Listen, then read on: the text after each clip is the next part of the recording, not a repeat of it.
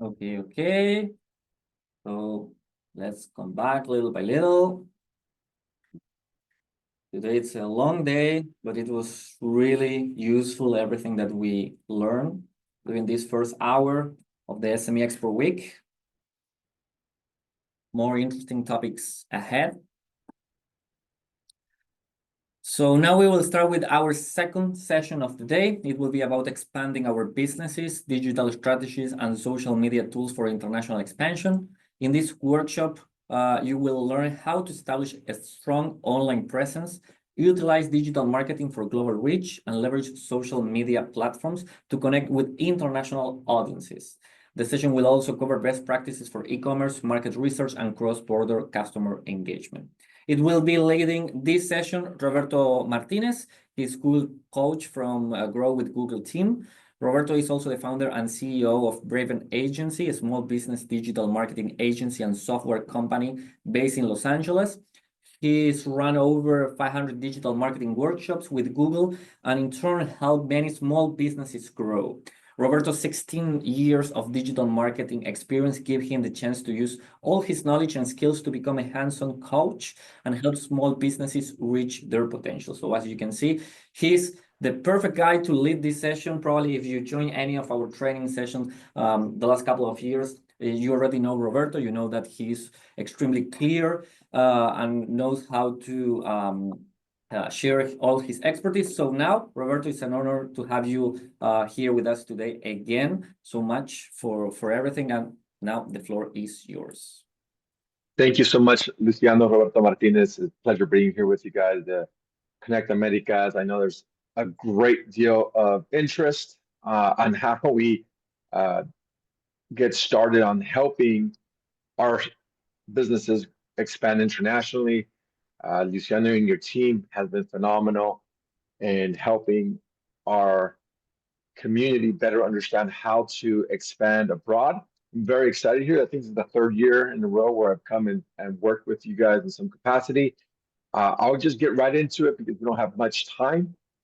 As Luciano mentioned a little bit earlier, I lead the Grow with Google team here in California when it comes to creating small business training on how to leverage digital technology tools. But in my other capacity as a owner and founder of a software and marketing agency, I've helped companies expand abroad throughout Latin America. I used to work in the State Department in Argentina and Spain. So I have some experience. If you have any questions, feel free to shoot me an email right there or send me a text message.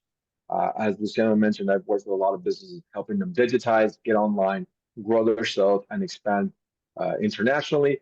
I've also had some experience on helping folks improve their online presence when it comes to foreign markets.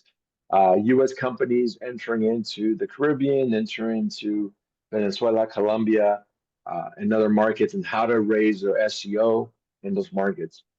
But today I want to take a step back and really hone in on a couple things. And that is why expert. If you guys haven't thought about it or are thinking about entering into foreign markets, especially now that there might be some opportunities here when it comes to transportation. We're going to talk about the different tools available to you to leverage and just get started in this space.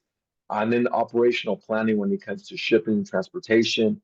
We have a lot of relationships with different partners when it comes to shipping across country and in international markets, specifically in the Americas. Okay, with that, let's get started. So let's get right into the value proposition. And we see staggering numbers of growth and it stimulates the economy. So it's great on both ends. One side, we generate a ton of sales exporting abroad, but we also create a bunch of bi-coastal, bi-national jobs through this experience. And so as we're thinking through this, we realize that we're all interconnected. Thanks to the internet, we understand the value of reaching those audiences, especially if you're a product-based company. We have a ton of opportunity. One of the things that we also done a great job within the space that we play in e-commerce marketing is being able to set up partnerships with e-commerce platforms, including Amazon, including Costco, and including Walmart. So understanding how to leverage those third-party marketplaces to establish your footprint in that marketplace might be one strategy that you implement. Another strategy might be creating a digital footprint, which is the one I'm going to focus in on first. And then we could touch on, hey, I already have a footprint, how to create those supply chain and those e-commerce marketing opportunities to drive sales in the third-party marketplaces that I'm looking at across the United States. So with that, just a few benefits. Obviously, our market is global market thanks to the internet, understanding that you could find your global customer across the country. And what I usually recommend folks through some of my programming with those e-commerce companies that I mentioned is if you find a niche in the US market and that niche reciprocates other markets across the world, definitely start setting up test campaigns in those markets. So concrete example that we have is certain hair products that we work with different clients to identify their marketplace here in certain southwestern states. And then once they saw that there is a value play there, they could start looking at similar marketplaces within similar cities and countries and set up test pilot projects. We did the same, guiding investment into solution-based products. These are larger companies like TikTok, of identifying how to roll out a go-to-market strategy. If you have an existing service that you're providing in the United States, what other markets across the globe share those attributes, share those demographics, ethnographics, income levels that you might want to enter into based on having similar attributes. The second piece is just the competitive advantage of that marketplace, where you can start identifying your product as a key beneficiary and then potentially use branding and marketing to position it against the competition as a higher end product, as a luxury product, as a higher quality product. That's extremely important when it comes to identifying marketplaces that you might traditionally have not have looked at. We had another company in that third-party marketplace program that we helped support, where we identified Germany as a key market for that product because it was seen as a luxury product.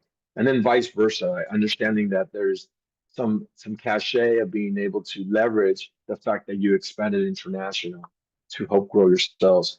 The other piece here is the talent pool. It's one of the things that we as an agency do very, very well, is that we scout talent across the country, but sometimes that talent is restrictive, or especially on the software development side, we realize there's great talent in Argentina, there's great talent in Colombia, there's great talent in Mexico at a third of the price or a fraction of the price.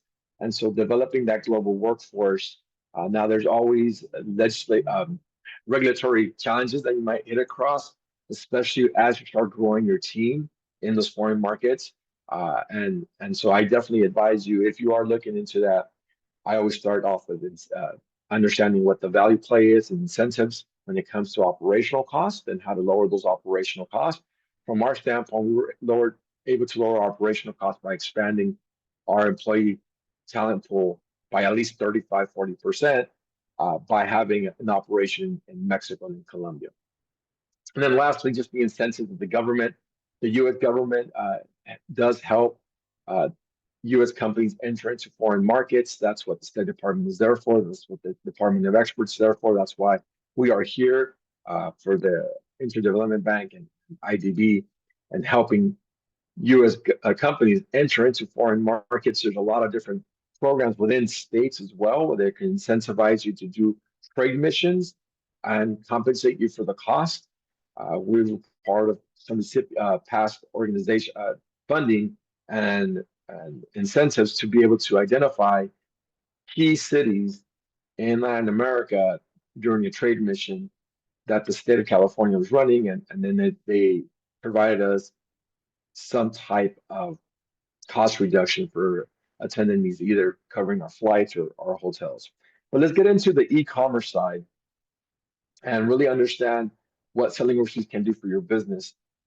And it definitely helps you better understand how to identify different niches and receive a larger footprint of your products, and really the value play, at least as we see it right now in 2025, is making you more resilient based on internal U.S. pressures that you might be facing. And so as you're starting to see downward pressure on products, pricing, maybe pulling back due to impending perceived recession, you might be able to deleverage that risk by identifying third-party markets across Europe or other Asian countries that might be a good fit for your product, and thereby making your business more resilient. And that in hand leads to expanding your customer base. We sometimes see a nice 80-20 split when it comes to revenue, but that existing customer base of 20% can sustain you as you're seeing maybe a downturn in the local economy that you traditionally have expected because of cutbacks in the government, cutbacks in corporate spending. And that allows you to transform your financial ability and make you even more resilient in your home state. It could be the United States. It could make you a little bit more resilient and more able to identify different marketplaces. Another thing that we've seen are U.S. companies enter into foreign markets is use those foreign markets as testing grounds at a lower cost. It's suffice to say that the customer acquisition cost just means the cost to acquire that prospective customer based on your ad dollars or your ROAS, return on ad spend. You can really identify a market that's similar to a U.S. market, launch a standalone campaign for that city or that marketplace, and test out the product, the new product launch that you have to see what resonates with that audience that's similar to the US-based audience and what doesn't resonate, and then use those learnings and those findings to apply into the US marketplace. So we see a lot of innovation in that sense when it comes to marketing and sales, pitching, time of day, product placement, pricing, that those foreign markets allow you to gain insight into your prospective domestic market without breaking the bank. Just because the ad spend is going to be a lot lower than in the United States because the convergency rate in the dollars is still showing in certain markets in Latin America, Southeast Asia. So you could definitely see, is there a marketplace for me to be able to test out the product and the marketing without breaking the bank that I would do in the US-based marketplace. So we see a lot of benefit here when it comes to you as a business owner getting started, entering those foreign markets, testing out, becoming more resilient, allowing your ability to test out product placement and marketing mix without having to break the bank in the United States, and then giving you the resiliency you need in case there is a downturn in the local business. Okay, so the first step, we like to call this, there's a crawl before you walk, before you run, is identifying your growth strategy. And again, there's a lot of work already being done in your local, if you're in the United States and you work with the state and you work with the city, there's a lot of international centers that you can start working with to help you identify how to enter those foreign markets, what languages, if there's a language restriction, there might be some benefits, some incentives that you can lower that potential cost of translating your content and your material to overseas marketplaces. So the first thing we have to do is identify the growth strategy in those foreign markets. The next thing we have to do is make sure we have an operational footprint in those markets and making sure that we do have a strong supply chain, working with your vendors to make sure that your supply chain is resilient in the event that you are able to enter into that foreign market. Nowadays, there's a lot of third-party partners that we work with, including UPS, FedEx, and other companies for drop shipping in those foreign markets at a lower price point. And then once we do that, we've gone through the idea of protecting your IP, the idea of protecting your branding. So once you identify a marketplace, identify that you do have a footprint, making sure you can scale that brand across the borders and protecting that brand, protecting that IP so that you're able to drive revenue using your operational and go-to-market strategy. And that piece, I think, is sometimes overlooked. We just went through a program last year where we spent, I think, a third of the class identifying our brand, how to protect our brand when we do enter into foreign markets, how to protect our IP when we do enter foreign markets. And it's one of those pieces of information that many businesses might overlook as they're starting their road into enter into foreign markets. Okay, enough of that preamble. Now let's get into the fun stuff, and it's the digital tools. And I see a lot of questions being raised. I'll leave it at the end for Q&A. So if you'll allow me about 20 more minutes, and then I'll be happy to get into the Q&A questions. Just make sure you hold those questions till then, and I'm happy to come back, and I will be happy to share this presentation with you all after we're done here. Okay, so as we know, 92% of businesses who export have to or leverage the heck out of digital tools, digital marketing, to be able to reach that audience, engage with that audience, and then see if there's a good market fit for their product and or service. I would say 90% of the companies that we work with are product-based companies. Services-based companies are a little bit more difficult to really see a immediate impact, if you will. It's a little bit more time-consuming, longer runway, 6 months and the like. Okay, so let's start with the first one, which is the one that obviously we have a ton of experience based on my hat as a Google coach, and that's ad spend.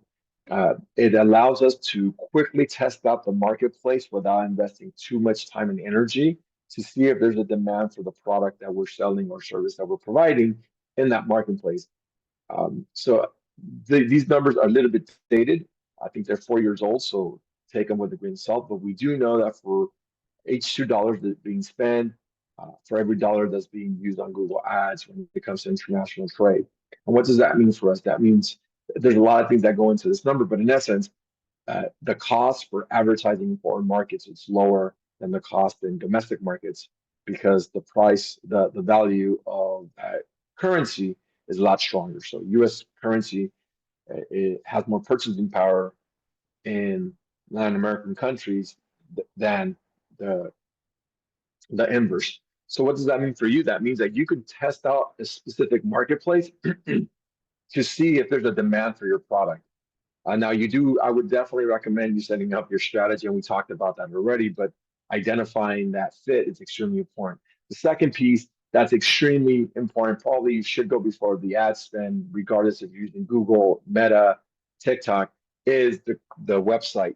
And this is a very unique number here, where we're in essence saying that a large percentage of your sales are going to come through the website, and that's just because of operational needs. So creating a responsive website, and I'm not talking about user experience or user interface. I'm talking about in the language of the host country, in the dialect, in the terminology of that host country, and even with an IP address within the host country is extremely important for you.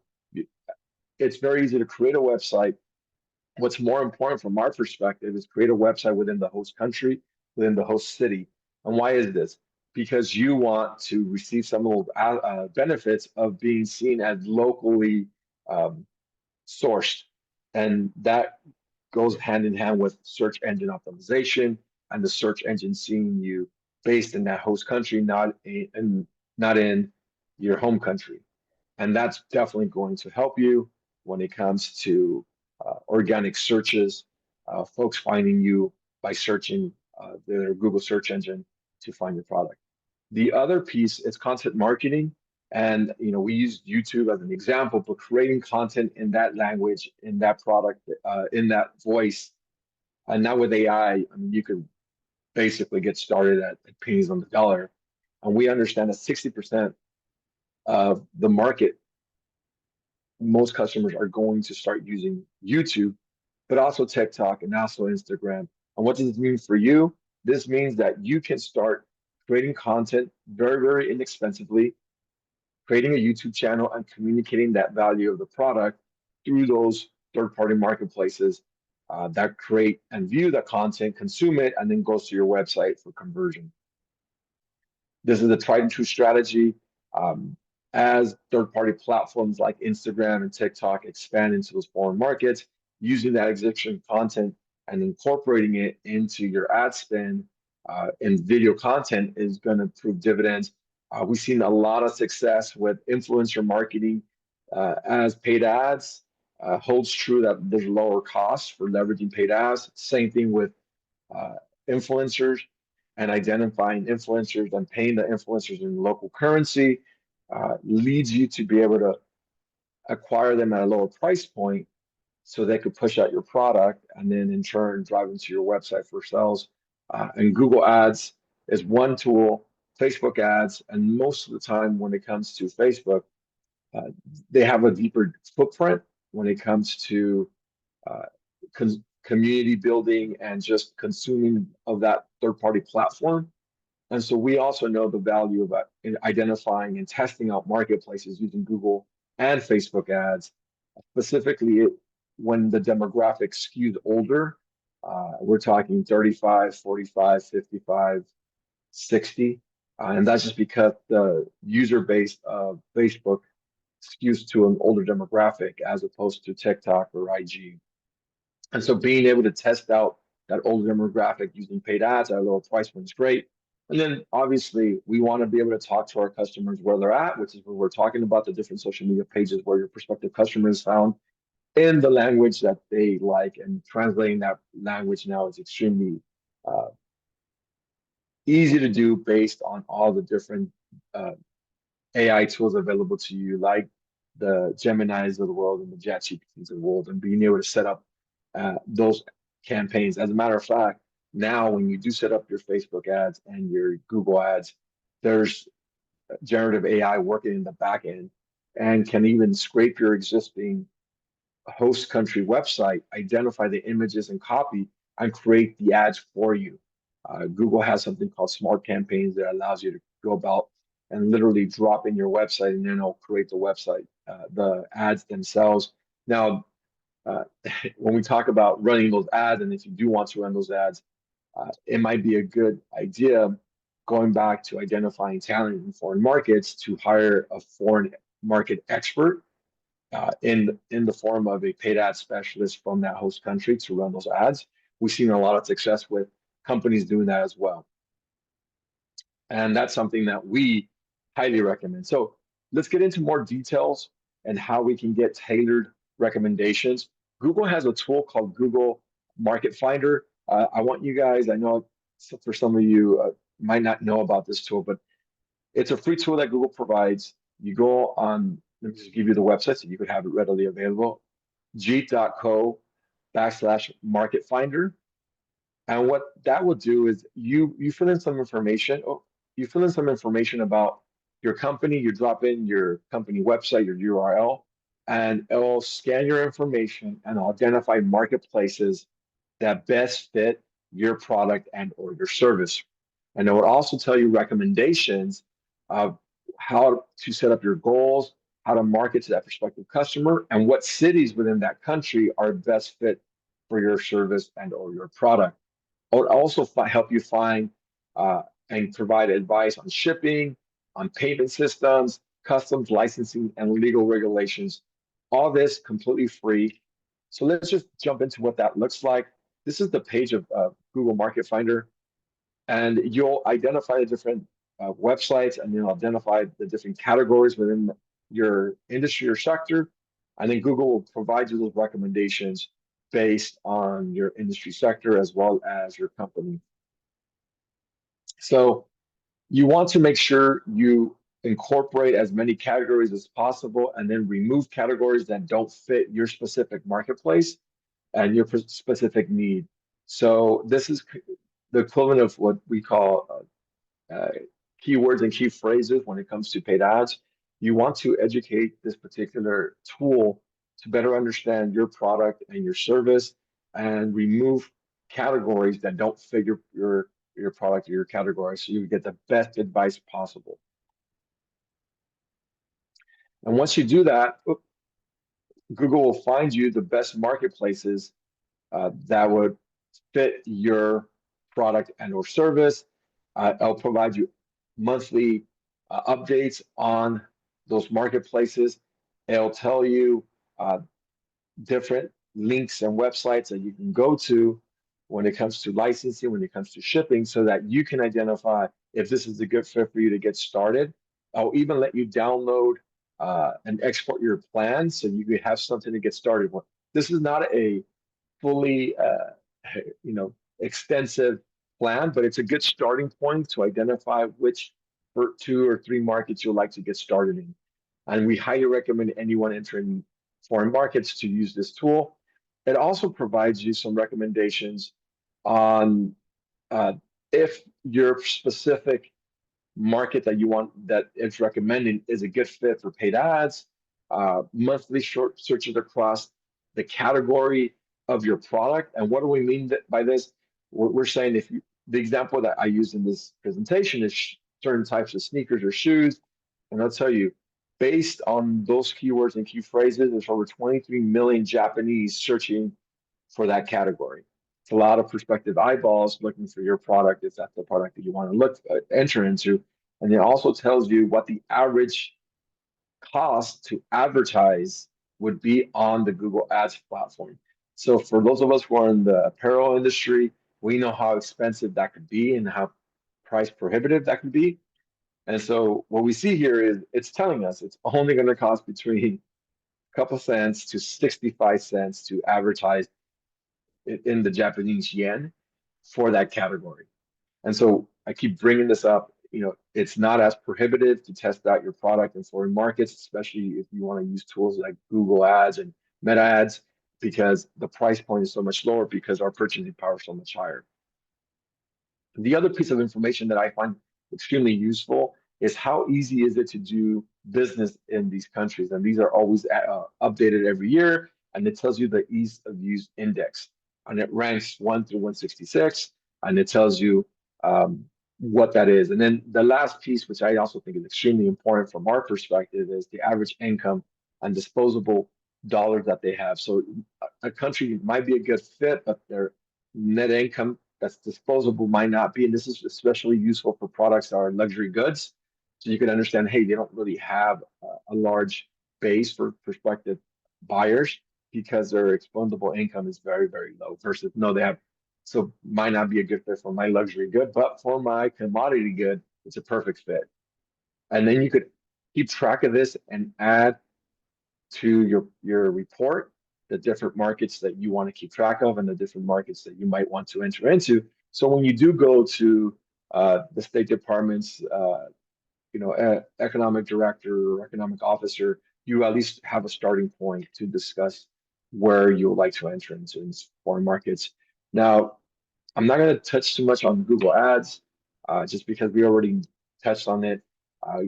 But for those of you who don't know what Google Ads are, which I find that it's not very likely, it's a 2 different platforms, the search platform and display platform. The search is exactly what it sounds like. It's on the Google search. And what that allows you to do is that it's a bidding system when you give Google a certain budget. Let's say you spend $100 a month, and then you tell Google, here's 100 keywords and 100 key phrases. Anytime anyone in this foreign market types in these keywords and key phrases, I want my ad to pop up. And great, when do I get charged? Well, you don't get charged on what's called impressions or people viewing that ad, but rather people clicking on that ad. And so you run that ad and you could choose location, demographic, income level, gender, time of day. And let's say a prospective customer sees that ad, clicks on it, and it sends them to your point of conversion. It could be a phone call. Most likely it will be your website and where that product is listed on your website. And then you can even track if that customer converted or not. Google charges you per click. And so if the prospective customer clicked on that ad, they'll charge you a certain percent. So what you have here in the other slide, let me go back a little bit. This is the average price of your bid. They're saying on average, a click would cost anywhere from a couple cents to 65 cents. And so why is that important for us?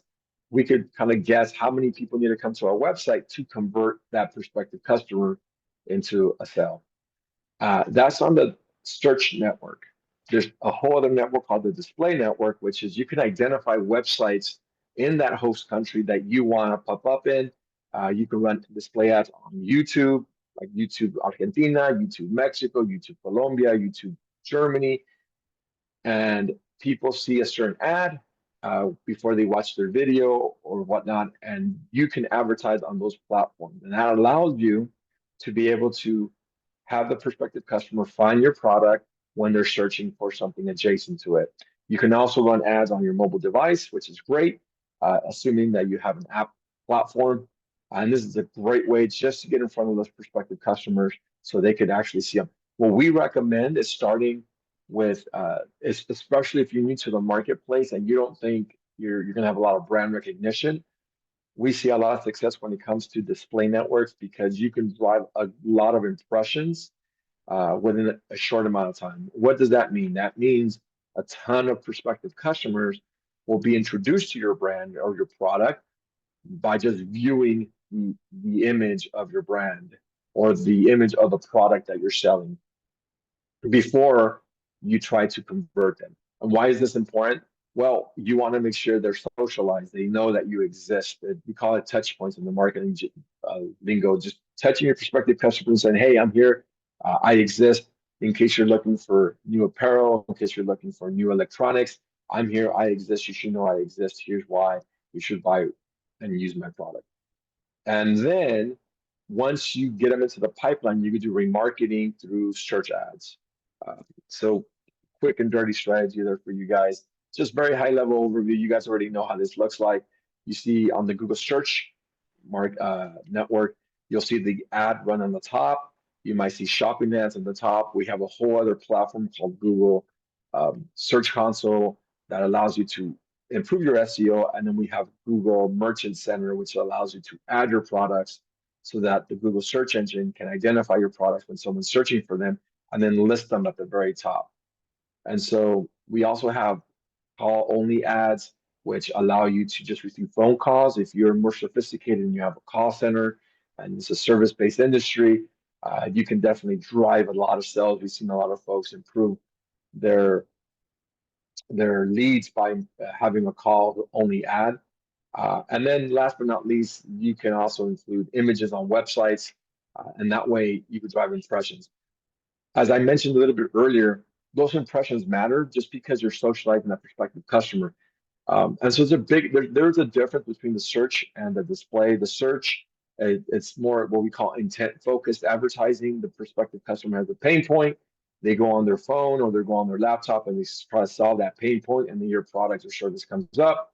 Display, it's more, it's what social media is really good at, which is doom scrolling, right? We're waiting in line, we're on the phone, or we're just doing one of these because we're trying to kill some time. And then an ad pops up. Great. I saw the ad. I might not have clicked on the ad, but I saw it. So now it's there. And I know that as a business that this customer saw my ad. And that socializes them. So when they do go on their phone and type in a search query, your ad comes up again. It recalls that ad through, like, she or he is gonna recall that ad and might be more likely to click on it. And we do see that happening, more affinity to clicking through that ad. Again, you could use YouTube to advertise. The best part about starting your platform and creating video ads is that you can repurpose those video ads across multitude of third-party channels like TikTok, like Instagram. And that's really, really great because it means you are expanding and scaling your effort without having to recreate ads, recreate videos. And Google has a whole training website page called youtube.ads, making a video. But you could go to YouTube Studio and do a tutorial how to get on the YouTube channel, how to create your own YouTube channel, how to create your own YouTube ads, and how to create your own YouTube videos. And then you can just download those videos and repurpose them for IG and TikTok and other third-party platforms. I mentioned Facebook. I think this is a great platform specifically for Latin American countries. I think from our standpoint, you have, because there's less intent, but there's more viewers and there's more engagement. What do we mean by this? As I mentioned a little bit earlier, when you're on your phone and you're hungry, you're tired, and you're in a foreign country, or your customer might be looking for a product. When people are searching on the search engine, they're trying to solve a problem. or people are searching on social media, they might be trying to kill time, or they might be with their friends, and they're just doom scrolling. That allows the customer to engage with that product. A lot of us have bought through IG, through TikTok, or through Facebook, and it's because the cost of those ads are a little bit less expensive per click and per impression, uh, while the conversion might be higher. If that makes sense. The conversion meaning the customer actually buys from you. That's because there's more volume there, just because more people spend more time on their social media sites. But it's just great based on the consumer and the consumer target market that you're trying to attract. They heavily over-index on Facebook, on IG. And so if you want to test something out and want to see if there's a demand for it and see if people are engaging with your ad, clicking on your ad, Facebook and IG are probably one of the strongest platforms you can get started in. Uh, Google has a whole tutorial on how to reach ads globally, and you can segment your category, and very similar to what we talked about a little bit with Facebook. With Google, you can do the same thing with Facebook, which is focus on certain marketplaces, identify certain cities within the marketplaces, find what we call lookalike audiences, people who already self-selected for your industry, your sector by segmentation.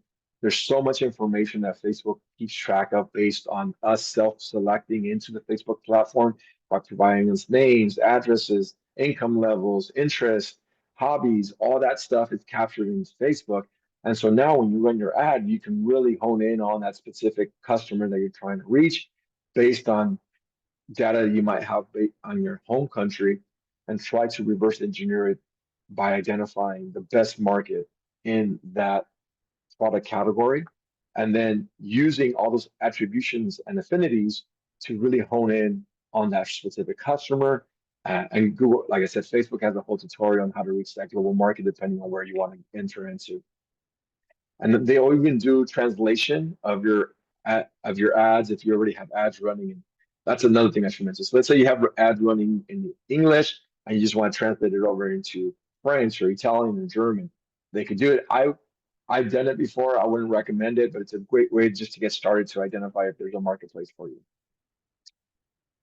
Last but not least, definitely want to touch on these larger third-party marketplaces. And for me, this makes perfect sense once you establish yourself in that host country, once you already have a footprint, once you already have identified that you have a strong supply chain, then it makes sense to enter into these third-party marketplaces.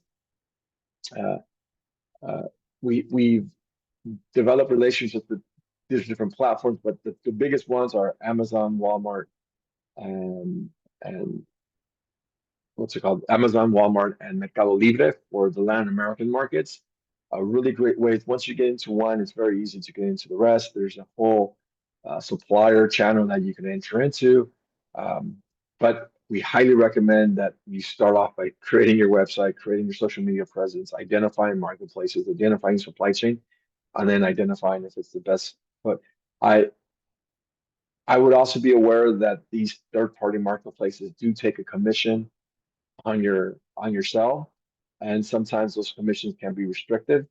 And so identifying the one that has the lowest cost might be a good idea. We we obviously recommend you have your website set up first and then think about the third-party marketplaces. All right, some operational components to think about. You always want to think about what we call the big five global payments, making sure that the numbers make sense. Customer care, you don't want to land in one-star territory. You want to keep five-star territory. Supply chain, logistics is probably the most important when it comes to delivering great customer care. And then the talent recruiting, finding local managers that can prop up, and then making sure you're in compliance by working with those third-party organizations, specifically on my side, government side. There's just a ton of help there within export.gov that could give you the type of legal counsel you need if you're entering this foreign markets. From my personal experience, even entering into the Mexican market and hiring talent and setting up a whole company in that market, it's somewhat restrictive, and you should know that you can definitely be liable for taxes. They have different tax codes, tax laws. There's no such thing as a contractor in Mexico based on certain laws that were passed by the last administration. And so being aware of these might hinder or might block your initial entry and foray into that market. So making sure you're well aware of those things.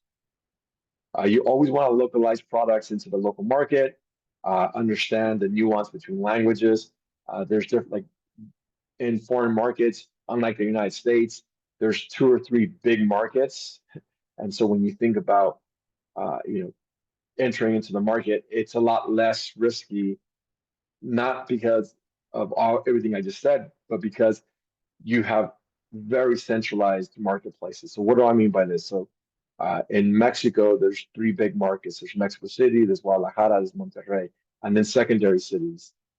In Argentina, 80% of the market is Buenos Aires, Quito in Ecuador.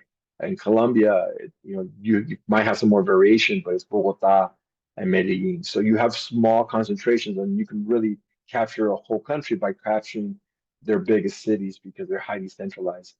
But you want to make sure when you do that, you highly focus on the cultural nuance and language so that it could resonate.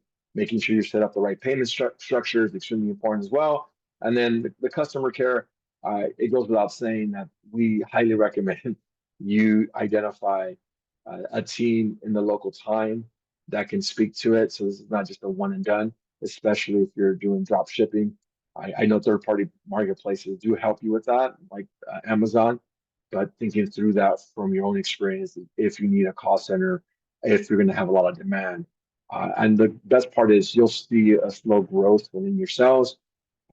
I have yet to see sales explode by the first quarter. So you'll be able to see this challenge coming if there is a need for additional operational costs on your side. I'm not going to touch on this. We already touched this enough. With that, I know there's been a lot of questions, a lot of hand raising. I'd like to stop there and open it up for Q&A if possible. Roberto, thank you so much. It was really enriching. Everything was really interesting and, as usual, so clear. I can see some claps again here, some hearts coming up. So everyone showing your appreciation. And indeed, we have a lot of questions here. So I can start with one from Monica Vaquerizo. She's asking, how can we get which are the best or most accurate keywords or key phrases for my businesses, probably related to Google Ads and so on? Yeah, it's a great question. So we have something called Google Trends. Let me drop. I don't know if I could drop it on the chat. Maybe will they get it if I drop it on the chat? Yeah. No. Yeah. Okay, so let me see if I could. Everyone, here we go.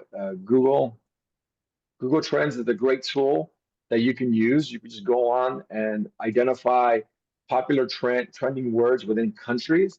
And what this does, it's based on volume. It'll identify what's most popular search terms, and you can compare different search terms. So you do have to have a basic understanding of your category, which I'm sure you do. The other thing that you can do is once you set up Google Ads, there's a tool within Google Ads called Google Keyword Finder, and you could identify how competitive your keyword is, what's the volume of that word or phrase, and how competitive it is when it comes to pricing. And so that's going to be really great for you to better understand how many people are searching for. I mentioned the tool in the presentation called Google Search Console. Google Search Console connects to your website and it identifies the words and phrases that prospective customers are using to find your website, and also the different website links that people are finding your website. That's going to help you identify what words and phrases are being used to find your business or category. And then you can use those words and then create bidding strategies there. The other thing is, a lot of big companies to medium-sized companies, what they'll do is called a block strategy. So they'll identify a big market, a big player in the marketplace in the category, and then run ads on top of it. So what do I mean by this? So let's say I'm Adidas and Nike has a big presence in I don't know, Bogota for a certain shoe. I might run ads that people say Nike 2014 fitters. Let's just say that's the category shoe. And that's the word that I am bidding on. But when someone types in that word, they see an Adidas shoe instead of a Nike shoe, or a Nike ad instead of an Adidas ad. You can do that. It's just very expensive to do. So there are three examples: Google Trends, Google Search, identify your keywords that people are finding you with Google Search Console, and then within Google Ads, there's Keyword Finder. Absolutely. Great. And there we have another question from Dorley Howard here. How can those in service businesses like consulting or finance can make best use of these online tools? Are they also useful for this kind of businesses? It's a great question. I think one of the things that I would highly recommend is going to um, and talking to your government agency to identify what makes the best sense for a service provider. Do I have a niche in that category? A lot of the consultants and service providers that I work with based on the United States, that what they're doing is they're helping foreign countries enter into the United States. That's their consulting work. So that makes obvious sense. So if I had a little bit more understanding of your particular industry and your sector, if it's consulting 101 when it comes to like business advising, business consulting, understanding how to enter the marketplace, that's a whole other animal. We're talking like Boston Group, McKinsey. There's a space for that for smaller industries, but most of the businesses that I know that do that service sector play is really to help those host country enter into home country. So if you are a U.S. based company that thinks you can help a company in Uruguay or Brazil enter into the United States, then there might be a good place for you to create a marketing presence in Rio or São Paulo or Salvador, because you know that there's a product there that wants to enter the U.S. market and you could consult them. But as is, I would need to know a little bit more information. But I hope that's useful. You have great resources within the different states and their international arm. Yeah. And even though this workshop is about digital strategies and social media tools, here I found a pretty interesting question, and we would like to know your insight on that. It's, in your experience, traditional marketing channels like TV or radio are not useful anymore to enter new markets? That's a great question. It depends who you're going after. So let's say you're going after an older demographic, more traditional demographic. Those channels are great channels. Let's say you're doing a volume play. Let's say you're from like, so I work with a friend and she does events. And she's a US based company, but does a ton of events in Mexico and Argentina. Radio and TV still work for her. Why is that? Because she's selling tickets and everyone's her customer. It's not restricted. It depends on the category that you're going after. Older demographics, radio is great for older demographics. It's really good at bringing a lot of volume. The biggest challenge you're going to see is attribution. Can I attribute that audience to a sale? And so now they're getting creative with that. They're doing a whole 360, what we call 360. They're identifying most TV radio stations. Well, let's just give you a TV and radio station package. They'll include their online assets to it. They're like, oh, we'll also give you a spot on our website, and we'll also have social media posts for you. So they'll try to do a 360 ad campaign for you. But I think there is a play for it depending on your category. Cool. And here another interesting question from Svastika Maham, I think, something like that. How do we know if the responses received on the ads and digital marketing campaigns are being made by genuine or serious buyer for our products? Is there any potential way to identify cold inquiries and real interest from such buyer at the time of the first response? That's a great question. I keep saying this word attribution, and there's different ways of being able to identify your attribution. I've never experienced in my life as a marketer a one-click buy. It's usually a whole campaign around incorporating the touch point, nurturing that lead, and nurturing that lead through your funnel. So what does that mean?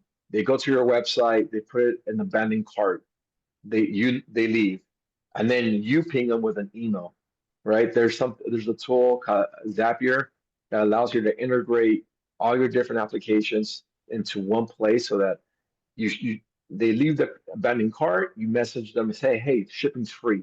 You know, they come back, they identify the cart, and they go back and they sell. So there's multiple ways to incorporate and continue to touch that customer. Another way might be the customer goes to your website, sees a product, leaves. You now have this is a very contentious uh, contentious issue in the United States where you have tracking pixels and cookies. And what that allowed you to do is to remarket that prospective customer. But you still have some of those tools in foreign markets where the regulatory policies aren't as stringent as the United States. So you might be able to retarget them, bring them back to your website by running an ad, a display ad. Let's say they're going to a sports page, and you could run that ad so they could be reminded they went to your website and they clicked on that shirt or pant or whatever it happens to be that you were selling. And that will bring them back to your website. And so you could do the same thing with email marketing. You could do like, so there's a lot of integration within advertising to make sure that your customer, once you get them into your funnel, you keep marketing to him and keep touching them and reminding them that you exist. Cool. And maybe one last question here from Martin. Hi, Roberto. Thank you so much for sharing your knowledge. It has been really enriching. Regarding expansion to a new market, in the case of reaching to the US market specifically, lately I have seen firms offering to set up a US corporation for you. What would you be your recommendation on this matter? Is it a good approach to enter the US market? You know what? It depends on what your product or service is. There's always a need and a demand. It's the largest market in the world. It has a high purchasing power. Depends on the product. I hate saying that answer. It depends. It just depends on your marketplace. I would help when I was in my younger days, enter into what I call secondary markets and tertiary markets. So let's say the LA market, it's big, massive, it's very expensive, or the New York market, it's very expensive, but maybe the boroughs or maybe the outskirts of LA are less expensive. So you identify similar customers and categories within those customer bases, and then you identify a market that's a little bit smaller, more condensed, and you try to enter that market first, learn from that market, and then go after the big first primary market. And so that's a good strategy, but it just depends on your product or service. And I think, all product, if there's a high value for that product, price, placement, and or promotion, and identifying what's the price point. Am I competitive in that marketplace? Am I competing on price, location, or service, customer service? Identifying your value proposition into the U.S. market would be beneficial. If I was a foreigner, that's the market that I want to play in, just because the purchasing power and the volume, 300 million customers, is, it's very, very lucrative if you're able to capture this market. Yeah, perfect. Thank you so much, Roberto. It was really enlightening, all this session. We will have Roberto again in case you have some more doubts throughout this week. I think on Thursday we will have another session led by Roberto, so we will have the great honor to have him again. But for now, we thank you. It's been really interesting, everything that you show us again, this reign of hearts and claps. So I'll have to thank you again for the session. Thank you all. Appreciate it. You'll see you guys on Thursday. Yeah. So we are wrapping up today's session, but before we go, I have a few announcements to make because I've seen a lot of questions about some administrative stuff, recording, certificate participation, and so on. So I'll share my screen quickly. Hopefully you can see it now. And I will also I activate the chat again, just in case you want to say something else there on the chat. So for those who joined late today or would like to revisit any of today's sessions, you can access the recording by scanning the QR code to go directly to the site where we will upload all the videos and resources. So of course, you won't find the recording of the first session right now because we are still editing it, but we will be uploading all the recordings in that specific link. So in case you just want to mark it as favorite, you can just go there on the link that it's on the screen or scan the QR code, and you will find there the sessions, the recordings of the sessions, and all the resources. Even if you go there now, you will see that all the resources that George shared with us in the first part, they are already there. Even the deck that he presented and shared, it's already there for you to access it. So there in that specific link, you will find all the recordings and resources of this week.